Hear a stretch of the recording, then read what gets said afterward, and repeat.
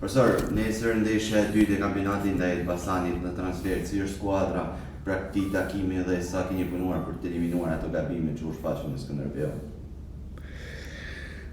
E kam thënë më përpara që ndeshjet e para shumë e rëndësishme është rezultati. E di që loja nuk është aty ku duhet me kanë, por duhen pikë, kështu që është ndeshje e fortë, kena punu ta njëven me riparu ata që nuk shkunin mirë në ndeshjen e parë. Është një ndeshje e fortë ku jemi përgatit me bë më të mirën, dim që në Elbasan nuk është e lehtë marrësh pikë, do të jetë ndeshje e fortë, kalojmë fushë. Sa një Elbasani, profesor, duke qenë se ka ndryshuar edhe 80% organikës nga sezoni i kaluar?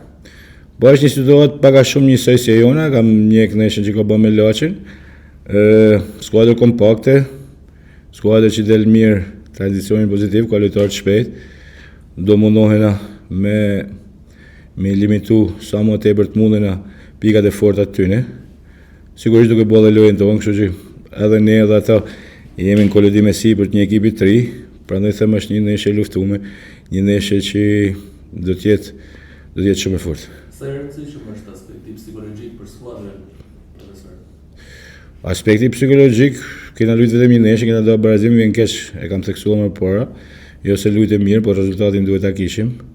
Ashtu siç duhet të marrë, duhet më marrë pikë, kjo është problemi kryesor. Ne nuk kemi një ngërç psikologjik sepse një ndeshje kemi barazuar nuk është fundi i botës.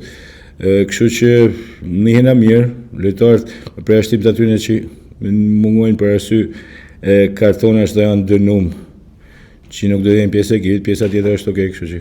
Sa ndikon largimi Kobiljar dhe apo mendoni për zëvendësimin e tij deri në fund merkatos?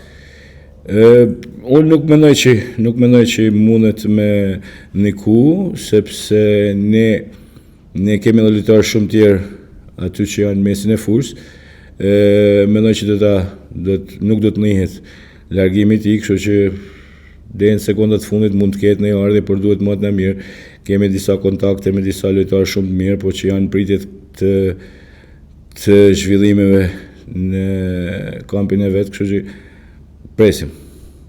Nëse luhet pa tifoz, profesor, është pozitiv fakt që nuk keni presion tifozërisë kundërshtarë?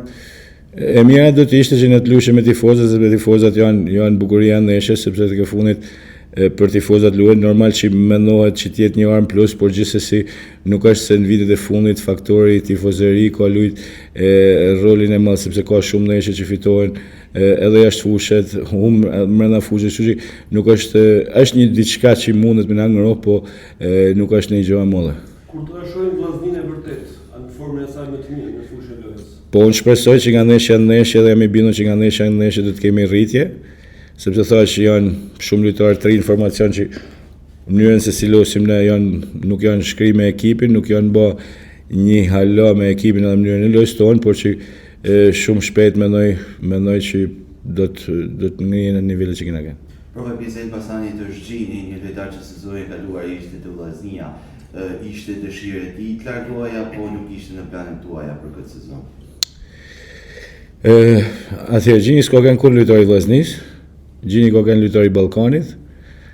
Ka marru afati që ne e kishim në zotrim, u kthy te Ballkani, më ne ishte ai që vendosi me ikën në Elbasan, nuk e di se si kanë vazhduar gjonat më gjatë. Faleminderit. Faleminderit.